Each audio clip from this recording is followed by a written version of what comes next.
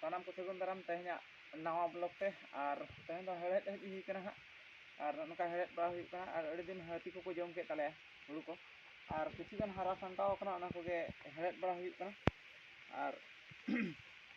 दाका जम समय को हुई जरायना और मालिक बुढ़ी चेना वाय लई पड़ाए और दाका जम कथा वाले पूरा रेंटा चबानी हुड़ंग हुड़ंग चबान तिया दोतो को ढील चबान तेहन आले कीपर दोतो अगू का आदो ना बांग फरचा कान था चुत चुत गे सो कान था आदो मेन इन बांग कोला हनो टूर्नामेंट इदी तरह के और हाड़े हाड़े जर्सी को तले मेना तो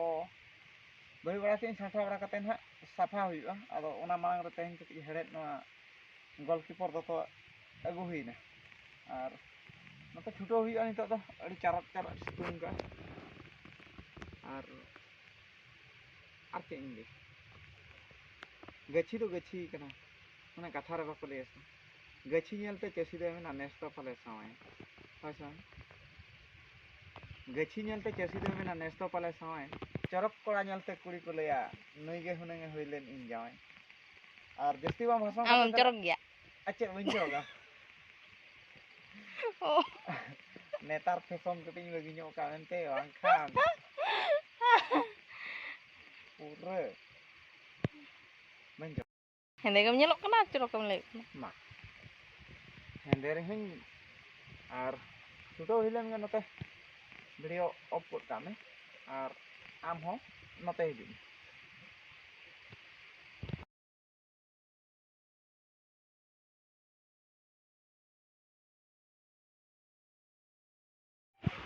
और नितो तो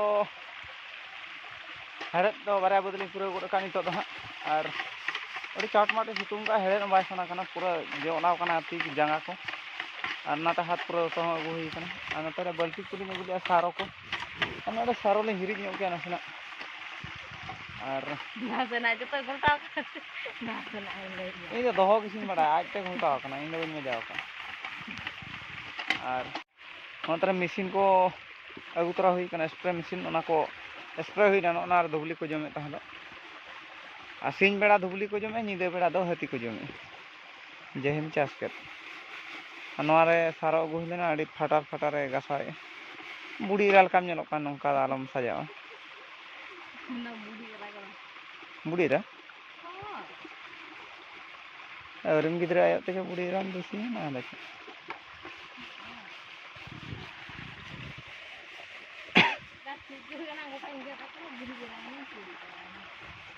पूरा बुरु को नेलो कना और नोड़ा खा भड़ी देखा तबो नोड़े मेना नोड़े निदलिंग तहन कना नोड़े ना दारे चोट रे झाबा झुबिन दालो का किरपलते और अड़ी धपट मातकम दारे कना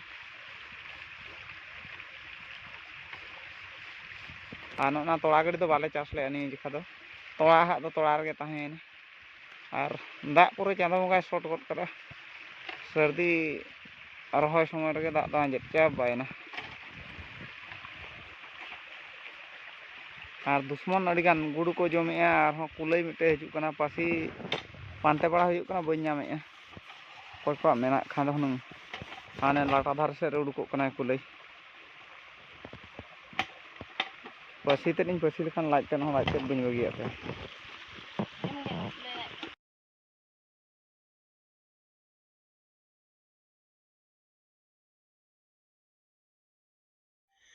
आ फाइनली नितो दो हां दाका जम छुटो हुई कना और एना ओका दिन बेड़ा भड़ी देखा पे कान था ओना दारे चोट रे नितो दो मेना का लिया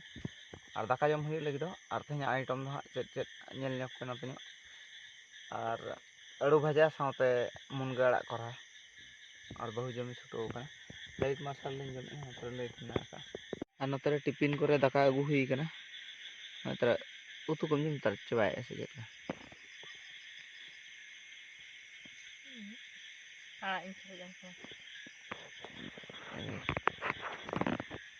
अने निया बरसिन दा हाथी बाको हिजु कना मिद दिन लिन हेज लेना लेट काते हाथी किन मांग कना मंगलबार दिन इन हो एतो भड़ी हिजु कना इन लो हाथी तिसम नेला का कथा दा हां नेला को ओकर नंदन कानन ओ नंदन कानन बोरु हाथी नेल के को मिन लो ᱟᱨ ᱮᱱᱦᱤᱞᱳᱜ ᱠᱮᱢᱮᱨᱟ ᱠᱤᱱᱟ ᱢᱮᱱᱛᱮ ᱩᱱᱠᱤᱱ ᱢᱟ ᱞᱟᱹᱭ ᱧᱮᱞ ᱛᱮᱜᱮ ᱠᱤᱱ ᱫᱟᱹᱲ ᱦᱤᱡᱩᱜ ᱠᱟᱱᱟ ᱚᱱᱟ ᱰᱟᱹᱨ ᱠᱚᱠᱤᱱ ᱨᱟᱹᱯᱩᱫᱮᱜᱼᱟ ᱚᱠᱟᱨᱮ ᱠᱮᱢᱮᱨᱟ ᱠᱚᱦᱚᱸ ᱚᱯᱷ ᱠᱟᱛᱮᱧ ᱫᱟᱹᱲ ᱨᱟᱠᱟᱵ ᱮᱱᱟ ᱱᱚᱣᱟ ᱵᱷᱟᱹᱲᱤ ᱥᱮᱫ ᱜᱮ ᱚᱱᱟ ᱫᱟᱨᱮ ᱦᱚᱸ ᱩᱱᱟᱹᱜ ᱵᱟᱹᱧ ᱫᱮᱡ ᱥᱮ ᱩᱱᱟᱹᱜ ᱵᱟᱹᱧ ᱫᱮᱡ ᱫᱟᱲᱮᱭᱟᱜ ᱠᱟᱱᱟ